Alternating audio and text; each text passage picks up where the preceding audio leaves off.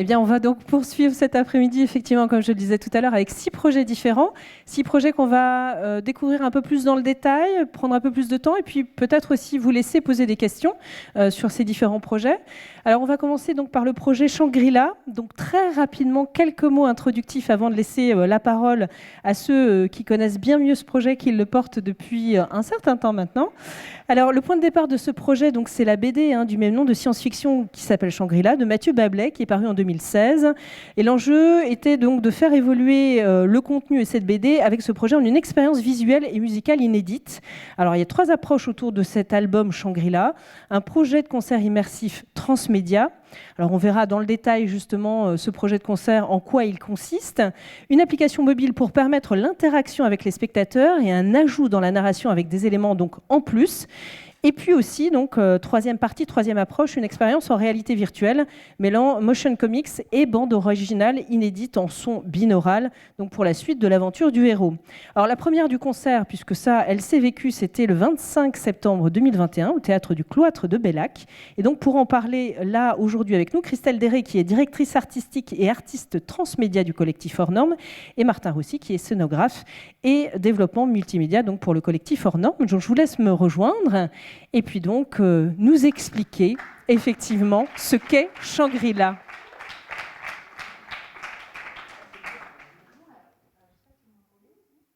Vous parlez bien proche. Alors, pour ceux qui ne connaissent pas la BD de Shangri-La.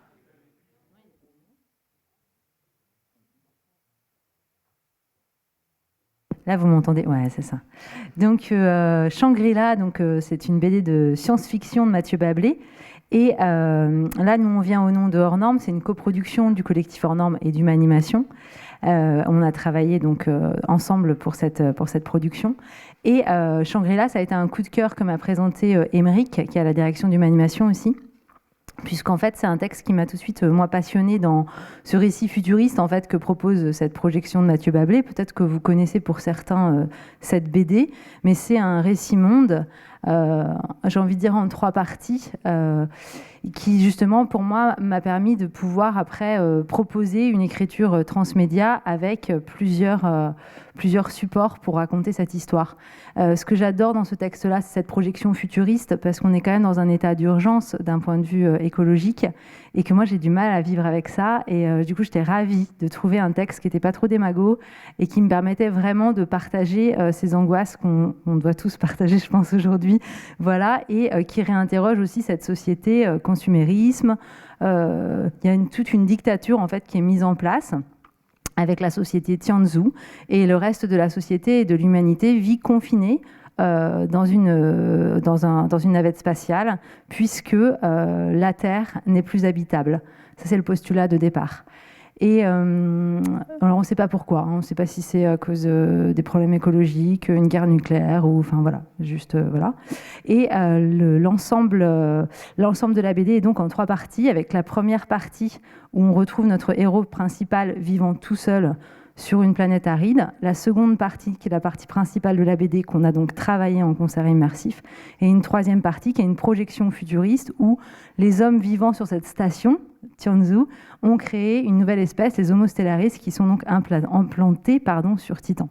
Et donc, ça nous a fait décliner la proposition en 3 supports. Donc, je te laisse parler de la smart fiction. Alors ça commence par la smart fiction, qui est un inédit qu'on a créé avec Mathieu Bablet. C'est une smart fiction, ça se lit donc sur téléphone, c'est un peu l'histoire dont vous êtes le héros. Vous choisissez un personnage parmi 3 personnages secondaires de la BD, Nova, John ou Virgile.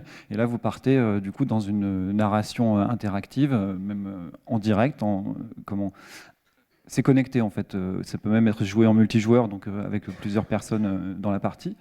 Et vous avez des choix multiples, il y a plusieurs branches de narration dans cette histoire. C'est développé sous un moteur qu'on a développé il y a plusieurs années qui s'appelle Pulp, et avec l'outil Pulp Studio. Et ça permet d'agencer des modèles éditoriaux à l'intérieur, donc de personnaliser des modèles et de mettre le contenu et de choisir sa temporalité à l'intérieur. Voilà quelques petits modèles à l'intérieur de l'application. On retrouve du coup évidemment les SMS, mais vous avez aussi le Tianzhu Shop, vous avez la playlist et l'album photo des personnages qui permettent un peu de découvrir la station de l'intérieur et la vie dans la station Tianzhu, une station qui est dirigée par la société Tianzhu, donc un peu dictatrice, on va dire, hein, qui porte tout ça. Et à travers ce téléphone, vous allez avoir des notifications, mais aussi ce qu'on appelle nous des notifictions. Les notifictions, c'est celles qui arrivent dans votre téléphone, qui portent la fiction de l'histoire et qui se mêlent en fait à votre réalité de téléphone. Ce qu'on essaie de passer là-dedans, c'est un téléphone virtuel, le téléphone d'un personnage, et là, de la BD. Je relis un petit peu pour voir si je n'oublie rien, mais oui, c'est ça. Et moi, pour compléter par rapport à la smart fiction, vous retrouverez aussi dans votre album photo des applications en fait, qui sont très proches des nôtres aussi aujourd'hui.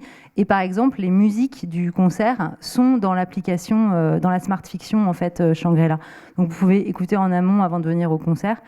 Et cette smart fiction, elle peut se lire indépendamment, mais elle est aussi proposée par l'ensemble des théâtres ou salles qui nous accueillent 3 jours à chacun de leurs spectateurs avant de venir en salle, puisque la fin de la smart fiction, du coup, les amène à faire leur devoir de citoyens, où en fait ils sont convoqués tous individuellement à venir en salle pour la fête nationale de Tianzhu. C'est là où la smart fiction rejoint le concert, pour le petit clin d'œil sur le transmédia en fait et ces écritures qu'on aime mêler.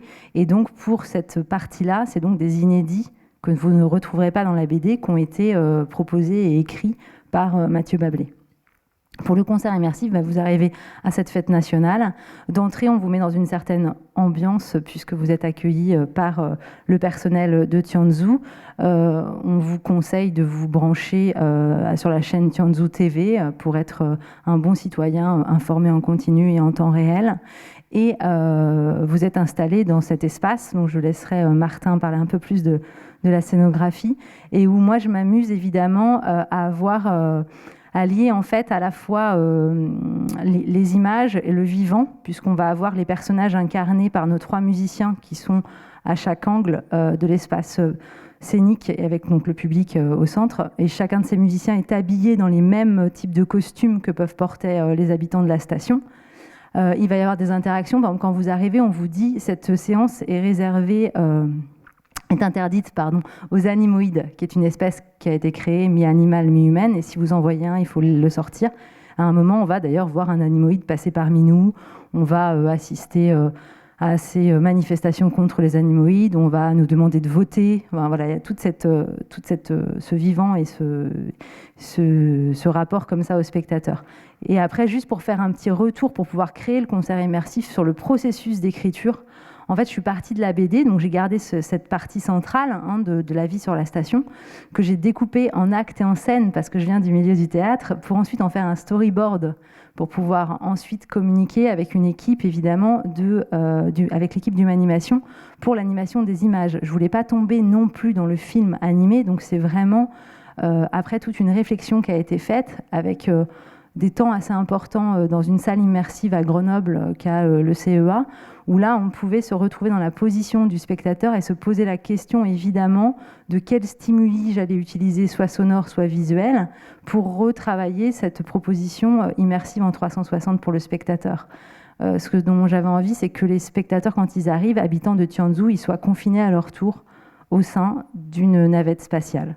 D'où le dispositif scénique dont je vais te laisser un peu plus en parler. Voilà, du coup, je vais parler un petit peu à ceux qui font un peu de jeux vidéo.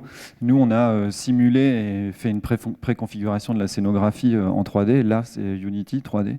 Donc, ça nous permettait de faire l'animation de la scène elle-même, mais aussi l'animation des images dans la scène. Là, ce que vous voyez, c'est le début du spectacle, en fait. Et on l'a même, du coup, intégré en réalité virtuelle pour se rendre compte un peu des échelles et de ce que ça pouvait rendre, par exemple, la hauteur des écrans ou même la hauteur de l'assise et les gens autour de nous, ce que ça pouvait faire. Donc là, on a une centaine de places au centre, les 4 tours d'échafaudage avec les musiciens dedans et les 4 écrans cadrés comme ça. Voilà. Donc là, c'est la vue VR un petit peu. On vous a pas mis de vidéo, mais En tout cas, ça nous a permis de valider des choses, que ce soit en termes de géométrie, de format, de taille du dispositif, avant de partir en production. C'est un peu un outil de pré-production. Voilà, voilà. Et là, une fois qu'on a validé et qu'on part en production, qu'on a les sous, on peut commencer à construire, à acheter, et sans trop se tromper. Donc finalement, le rendu de la scène, il est quasiment identique à la simulation, qui a été modifiée plusieurs fois et améliorée. Voilà. Ensuite, il y a un système qu'on a mis en place là-dedans, puisqu'on était dans un monde 3D pour travailler, pour simuler. On a aussi décidé de faire le son de la même manière, comme on aurait pu le faire dans Unity aussi, le simuler pour avoir un peu cet espace 3D à écouter en binaural. C'est un peu l'idée, grâce à un logiciel qui s'appelle SPAT, un algorithme qui permet de placer des sons, les déplacer et avoir un rendu 3D du son. Donc là, il y a une dizaine d'enceintes qui sont réparties autour et au-dessus de la scène et qui permettent de déplacer des objets. Donc c'est super pour faire du sound design, placer des voix, mais aussi parfois changer l'image sonore de la musique, tout simplement. Voilà. Donc là, on revoit quelques placements de musiciens.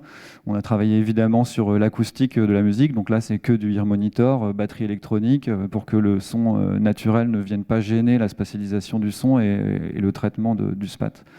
Voilà. Là, c'était juste un petit conseil pour dire que pendant le spectacle, il est recommandé d'avoir son téléphone allumé, puisque comme disait Christelle, là, il y a un live stream en fait, qui est diffusé pendant le spectacle, qui retransmet les interviews de Tianzhu TV, qui est le média principal de la station, voilà, et qui est le principal manipulateur des pensées des habitants de la station. Et la dernière proposition, c'est la proposition en réalité virtuelle. Elle est encore en cours de production. On la développe avec Humanimation et elle permettra d'avoir accès à quatre propositions. Enfin, il y a le début donc le début de la BD où on retrouve Scott tout seul sur cette planète aride, et puis la fin de la BD avec les Homo stellaris, où du coup l'envie c'est de réussir à traduire physiquement, parce que les Homo stellaris c'est des géants en fait, donc de pouvoir être à la place et dans le rapport dans l'espace et dans son corps de l'Homo stellaris. Et puis vous retrouverez aussi 2 autres propositions avec le casque VR, qui seront 2 morceaux que vous aurez pu vivre vous en tant que spectateur en salle, c'est-à-dire la première scène d'ouverture avec laquelle on a travaillé, qui existe déjà et qui est déjà dans les casques, et une autre scène du concert, pour que vous... En fait, à l'époque, on vendait des CD 4 titres. Hein. Là, l'idée, c'était de vendre le VR 4 titres voilà, en accès pour partager le concert et les sensations qu'on a vécues. Voilà, on est tenu en 10 minutes. Ouais, juste, on voulait quand même parler rapidement d'Humanimation, qui est notre coproducteur. Il faut savoir que pour un spectacle, en tout cas le projet Transmédia, d'avoir fait une coproduction avec une boîte d'animation, de jeux vidéo, ça nous a permis à nous d'avoir toute la partie de retravail d'images ou d'animation des images pour le live. En sachant que sur le live, il y a quand même pas mal de travail aussi autour. Il y a aussi le travail ensuite d'agencement de l'image pour le live. Donc avant cette partie-là, il y avait quand même le traitement de toutes les images pour arriver à leur diffusion. Voilà. L'outil qu'on a développé avec eux. Tout à fait. Pour l'écriture. Pour simplifier l'animation 2D des images sur les 4 écrans en même temps. Voilà. Merci beaucoup.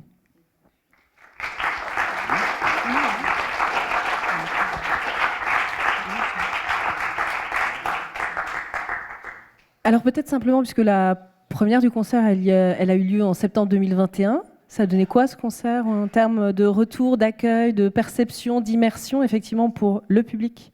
Alors, on était très contents des premiers retours, puisque on a eu des retours sur le fait que les gens, ils avaient l'impression, quand ils re-regardent la BD, enfin j'ai des retours de après, où dans leur corps, ça reconvoquait des sensations ou des émotions vécues en salle. Il y a comme si une souvenir ou une mémoire corporelle s'était rajoutée comme une couche supplémentaire. Ça, c'était très chouette. Après, évidemment, nous, entre la première et la suivante, on a encore continué, j'ai envie de faire évoluer le travail. Par exemple, un truc tout bête, moi, j'étais partie sur un code couleur parce qu'on est parfois sur de la voix off, parfois sur du texte à lire. Et donc, par exemple, à la première, on avait mis chaque personnage avait un code couleur. En plus, Mathieu Bablé, entre Scott et Virgile, c'est quand même des personnages qui se ressemblent un peu. Donc c'est normal, hein, c'est une volonté que les deux frères soient ainsi. Et finalement, je suis revenue au code du théâtre sur les dates suivantes en repassant tout en blanc, mais en marquant le nom du personnage. Ce qui fait que pour une personne qui n'a jamais lu la BD, il n'y avait plus la problématique d'essayer de bien tenir le texte pour ne pas perdre le chemin, par exemple. Donc ça, on a régulé, enfin on a encore fait quelques régules, et là maintenant je le trouve très mûr, je suis ravie de ce qu'il est devenu. Et puis pour info, il va jouer fin avril à Bordeaux, à la base sous-marine, donc vous êtes les bienvenus. Et puis un petit peu aussi à Poitiers en février ou en mars, pour ceux qui ont envie de le voir. Juste éclaircir pour dire qu'on avait enlevé les bulles avant de remettre le texte. Ah oui, aussi. Enlever le code BD pour... C'est-à-dire que Humanimation a fait ce travail-là sur la BD, on a récupéré les planches de Mathieu Bablé, mais ils ont aussi parfois recomposé, si la bulle, oui, parfois juste on pouvait l'enlever, mais c'était pas toujours. Donc il y a eu vraiment un travail très long et de fourmi sur l'animation de l'ensemble de ces images, hein. C'est un projet qui s'est fait sur 3 ans en fait. Alors justement, comment vous avez travaillé sur le projet, sur ces 3 approches, toujours en parallèle? Enfin, comment vous avez avancé progressivement sur les 3 dimensions, entre guillemets? Alors en fait, sur mon premier découpage, très rapidement, après, on a fait une première résidence pour vérifier je voulais vérifier mes timings. C'est-à-dire que, en fait, dans ma tête, c'était très clair. la durée de chaque acte et scène, le temps musical commandé aux musiciens, le redécoupage, etc. Et quand on a commencé à travailler la première scène, j'avais 40 secondes d'écart entre ce que j'avais prévu dans ma tête et ce qui était nécessaire pour le spectateur en temps pour le recevoir. Puisque on était dans une disposition quand même, on est en 360, on reçoit les écrans, enfin il y a beaucoup de choses.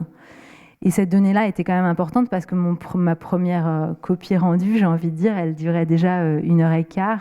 Donc je savais qu'on allait droit dans le mur à faire 1h30, 35, 40, 45 minutes. Enfin, c'était trop long en fait, parce que tous mes ratios étaient faux.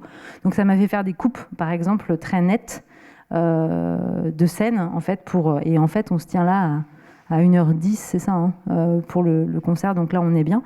Après, évidemment, il y a eu des temps aussi uniquement sur la musique, la création musicale, où on a reçu après la musique qu'on pouvait vérifier avec le temps de ce qu'on avait pu nous imaginer en vidéo. C'était vraiment, en fait, on a provoqué des temps de résidence à chaque fois qu'on avançait pour verrouiller, si vous voulez, un process d'écriture. Alors donc ça pour le concert, effectivement, et pour le reste, alors pour l'application, pour ce qu'on va encore aussi découvrir, est-ce que tout ça s'est fait en parallèle ou ça s'est posé comment en fait? Alors, en fait, j'ai fait les 3 en même temps, moi. Le premier jet d'écriture pour choisir, en prenant dans la BD ce qui allait rester en smart fiction, ce qui allait rester en concert immersif ou ce qui pouvait se traiter en VR, ça a été la première base de travail, faite d'ailleurs avec Humanimation et l'aide Culture Connectée de la région. C'était vraiment cette première base de travail. Et ensuite, on a avancé sur la production du concert immersif et de la smart fiction, puisqu'en plus, il y avait ce rendez-vous-là. Et là, la proposition VR est déjà avancée sur au moins 2, mais on a encore du travail sur la proposition en réalité virtuelle. Et elle s'est fait décaler, puisqu'en fait, le spectacle, il devait sortir à la Scène nationale de Grenoble, et il est redécalé à octobre, moi avec la Covid et tout ça, et on sait bien. Donc en fait, on garde la sortie en réalité virtuelle pour ce coproducteur principal, et puis le festival qui s'est redécalé aussi, en octobre 23, mais c'était bien aussi pour nous laisser le temps de ce travail-là. Voilà, je ne sais pas si ça répond... Si, ça répond totalement. Alors, ce qui serait peut-être intéressant, c'est aussi de savoir si vous avez des questions, peut-être pour préciser, pour comprendre mieux, ou voilà, avoir aussi des points très précis, ou techniques ou artistiques, sur ce projet Shangri-La qui vous intéresserait. Donc, de rentrer un peu plus. Alors, oui.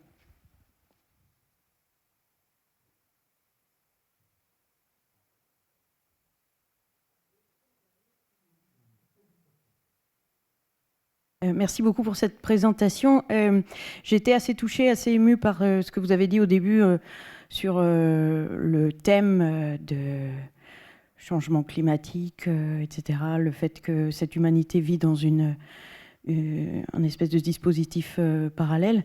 Après, en tant qu'artiste, je voulais savoir comment vous avez vécu le fait d'utiliser aussi... de smartphone dans un dispositif comme ça. Enfin, cette réflexion autour de ça, ça m'intéresse énormément. C'est hyper excitant artistiquement, Mais comment vous avez réfléchi à l'utilisation justement du smartphone? Est-ce que ça implique? On va parler peut-être chacun à notre tour. Ouais. Bon, moi, personnellement, je pense que c'est vraiment essentiel de les interroger, de s'en emparer et de les dénoncer, de jouer avec ces codes-là. Enfin, il y a un moment dans la pièce, enfin, je dis pièce concert, mais où Mr. Sunshine, dans la BD, prend la parole pour essayer d'alerter et d'ouvrir les consciences, et où chacun des personnages dans la BD filme. Voilà. À ce moment-là, nous, en salle, on entend plein de sonneries de téléphone. Les gens pensent que c'est les leurs. En fait, c'est que des faux, évidemment. Et puis, très vite, ils s'en rendent compte. Et puis, d'un seul coup, il n'y a plus rien. Tout est éteint. Il n'y a plus aucune technologie, en fait. C'est le noir. Et on entend juste sa voix. Et j'aime bien ce rendez-vous complètement puriste comme ça, qui fait voilà, un peu désuet peut-être, mais qui est la réalité aussi de ça quand tout s'arrête. Et puis après, ça redémarre. Et là, on voit Mr. Sunshine. Et même les musiciens filment, en fait, et parfois même des spectateurs sortent, et je trouve ça intéressant, cette mise en abîme de nous-mêmes, elle est plus que nécessaire. Après, concrètement, Shangri-La, c'est pas drôle, quoi, hein. C'est sûr, parfois on a des gens qui pleurent en sortant du concert, mais en même temps, c'est aussi ça qu'on a à raconter aujourd'hui, je pense. Oui, du coup, en tout cas pendant le concert, cette histoire de live stream qu'on découvre au début, hein, avant que le spectacle commence, on se connecte à ce live stream, on accède à quelques publicités ou quelques, comment on dit déjà, quelques propagandes. Et pendant le concert, on réinvite en fait à re-regarder son téléphone. Donc parfois les gens sont assis pendant le concert avec le téléphone allumé, regardent le spectacle et hop, il y a de l'image qui arrive. Le live il se met au noir et puis il recommence. Et donc je repars sur cette scène où en fait le Mr. Sunshine, qui est la résistance, ils ont piraté le Tianzu TV. Donc c'est lui le maître de la révolte qui apparaît sur le téléphone des gens. Voilà. En tout cas, c'est l'intention initiale qu'on voulait. Et après, sur l'histoire de la smart fiction, c'est pas toujours rigolo non plus. C'est-à-dire que vous avez votre téléphone, mais dans l'histoire, vous avez des notifications incessantes, parfois de publicité de Tianzu qui veut vous vendre le dernier Tianzu Phone, qui est le cas hein, dans la BD aussi, hein, puisqu'ils vendent le 8 et le 10 d'un coup, le 6 ou le 8, enfin ils sautent le 7, voilà, parce qu'il faut encore plus de consommation. Et on retrouve ça aussi dans la smart fiction. On a essayé de remettre ça dedans. Voilà. Et ces gens qui devaient aller à la manif et qui n'y sont pas allés puisqu'il y avait une nouvelle vente quelque part d'un truc et qui y sont allés et qui ont lâché la révolte. Enfin, on retrouve tout ça et cette idée-là à travers votre téléphone. Donc c'est peut-être une petite mise en abîme, mais voilà. En tout cas, on vous replonge là-dedans. Alors, est-ce qu'il y a d'autres questions sur l'aspect artistique ou l'aspect technique, bien sûr, d'écriture, de réalisation ?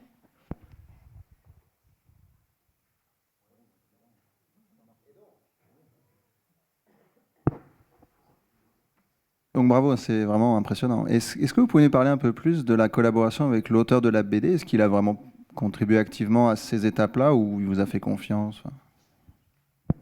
Alors il y a deux étapes différentes. Celle de la smart fiction où il a contribué activement puisqu'il était en résidence d'écriture avec nous. Et où là, en fait, c'était un dialogue, parce que moi, je voulais ce rendez-vous de la fête nationale. Et puis après, en parlant avec lui, on se posait la question, par exemple, sur l'ouverture, enfin, dans la smart fiction, on pouvait être soit Nova, soit Virgile, soit John. Et donc moi, je me disais, je voulais une sorte de parité, donc je me posais la question sur l'accès. Par exemple, lui, il a raison, dans nos chiffres, c'est ça. Finalement, il y a l'animoïde et celui qui est beaucoup pris. Donc, en fait, on retombe sur un tiers, hein, il n'y a pas de problème. Et voilà. Et après, sinon, dans l'écriture, il y avait aussi des petits rendez-vous que je trouvais important de donner aux spectateurs avant. Pour le concert, par contre, il m'a fait complètement confiance. Et moi, je l'ai invité quand même à ce que j'appelle vraiment un premier truc horrible, qui est du début jusqu'à la fin, purement projeté sur 4 pauvres écrans, sans aucun musicien.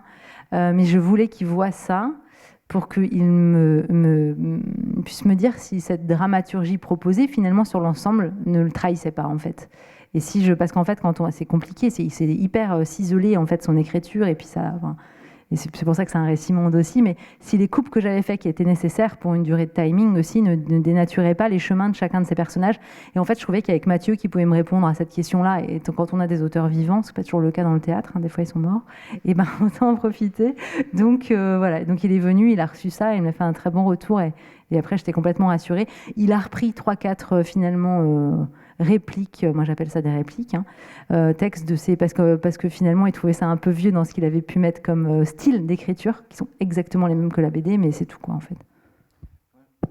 Je crois me souvenir qu'il nous a dit que sa BD aurait pu faire une 500 pages en fait. Enfin, que c'est déjà un résumé de ce qu'il aurait voulu créer. Et donc, quand on a voulu parler de ces 3 personnages secondaires davantage, enfin, ça l'a enjoué quelque part. Il y avait déjà des choses à raconter sur la vie sentimentale de Nova.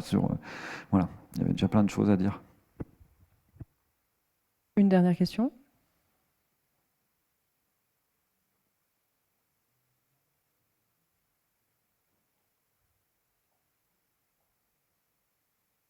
Oui, j'avais juste une petite question par rapport à la durée, en fait, aussi bien du concert et de l'œuvre en version VR. Est-ce que vous avez gardé la même durée? Est-ce que vous avez changé quelque chose? Et si oui ou non, pourquoi?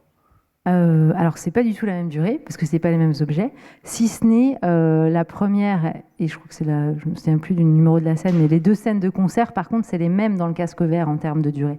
Et après, on est sur 2 formats d'à peu près 4 minutes pour traiter le début et la fin. Les morceaux musicaux étant déjà écrits. Enfin, même, je crois que la fin, même, c'est plus. Non, je vous dis 4 minutes le début, 6 minutes la fin. Et après, c'est 3 minutes 30 de mémoire, je crois, la première scène. Et celle de la révolte, je me souviens plus à combien de temps elle est. C'est pas la scène VR du live, quoi, vraiment. C'est des objets complètement séparés. Merci beaucoup. Merci à vous.